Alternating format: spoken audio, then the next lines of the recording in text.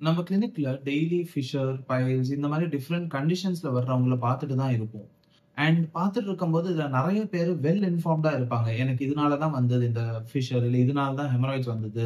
எனக்கு இந்த ஃபுட் நான் சாப்பிட்டதால தான் வந்ததுன்னு ரொம்ப கிளியரா இருப்பாங்க. பட் எல்லாருக்குமே காமனா இருக்கிற ஒரு கொஸ்டின், இல்லாட்டி காமனா தெரியாத ஒரு விஷயம் என்ன அப்டின்னா, நம்மளுக்கு ஸ்ட்ரெஸ் ஃபிஷரோ, ஹெமராய்ட்ஸோ இல்ல ஃபிஸ்டுலாவே காஸ் பண்ணுமா, பண்ணாதா அப்டிங்கிற ஒரு கொஸ்டின். இந்த வீடியோல இந்த கொஸ்டின்கான ஆன்சர் ரொம்ப கிளியரா ஸ்ட்ரெய்ட் ஃபார்வர்டா பார்ப்போம்.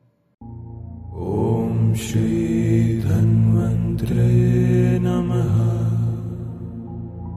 ஓகே, ஸ்ட்ரெஸ் அப்படின்னா நம்ம எப்படி புரிஞ்சுக்கலாம்? இந்த மொமெண்ட்ல நம்ம எவ்வளவு விஷயங்கள் யோசிக்கிறோம். நிறைய தாட்ஸ் இருக்கு. என்னால ஒரு வேலை கான்சென்ட்ரேட்டடா பண்ண முடியல. நிறைய வேலை எனக்கு பர்டனா இருக்கு. இந்த மாதிரி சொல்ற எல்லாருக்குமே இருக்கிற ஒரு ரொம்ப காமனான விஷயம் ஸ்ட்ரெஸ் இல்லையா? சோ இப்போ இந்த ஸ்ட்ரெஸ் நம்மளுக்கு தெரியும் நிறைய டிசீசஸ் காஸ் பண்ணுது. டயபெட்டிஸ் காஸ் பண்ணுது, டைஜஸ்டிவ் இஷ்யூஸ் காஸ் பண்ணுது, நம்மளுக்கு வந்து ஸ்கின் டிசீசஸ் காஸ் பண்ணுது, ஆட்டோ இம்யூன் நிறைய இருக்கு.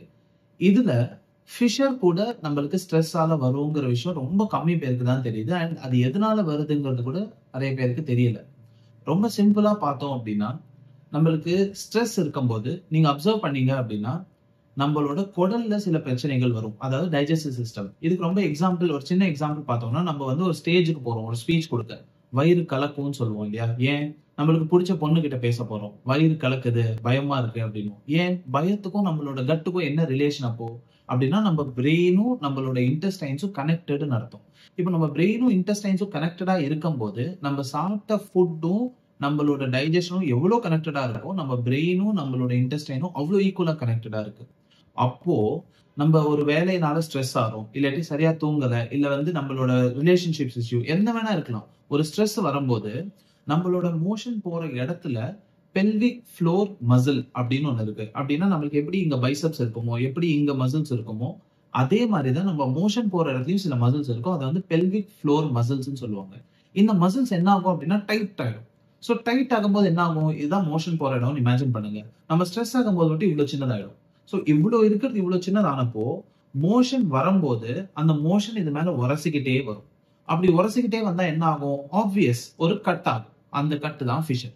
சோ இந்த ஃபிஷர் இருக்க இருக்க இருக்க இருக்க நம்ம வந்து ஸ்ட்ரெயின் பண்ண ஆரம்பிப்போம். அப்படின்னு மோஷன் போறது கஷ்டப்படுவோம். கஷ்டப்படும் போது பைல்ஸ் வரும். சோ இப்போ அந்த ஃபிஷர் இருக்க இருக்க என்ன ஆகும்னா அது கட்டு தான் இல்லையா? அந்த கட்டுக்குள்ள போய் மோஷன் மாட்டி அது அப்படியே ஃபிஸ்டுலாவும் மாறுது. சோ நம்மளுக்கு தெரிஞ்ச 3 காமனான கண்டிஷன்ஸ் நம்மளோட ஸ்ட்ரெஸ்ஸுக்கு டைரக்டா ரிலேட்டட். அப்போ ஸ்ட்ரெஸ்ஸை ஹேண்டில் பண்ணாம நம்ம இந்த 3 கண்டிஷனும் எவ்வளவுதான் ட்ரீட் பண்ணாலும் திரும்ப திரும்ப வந்துகிட்டே இருக்கும். அப்போ ஸ்ட்ரெஸ்ஸை எப்படி ஹேண்டில் பண்றது? இதை எப்படி நம்ம ட்ரீட் பண்றது? இதை வந்து நம்ம நெக்ஸ்ட் வீடியோல பார்ப்போம்.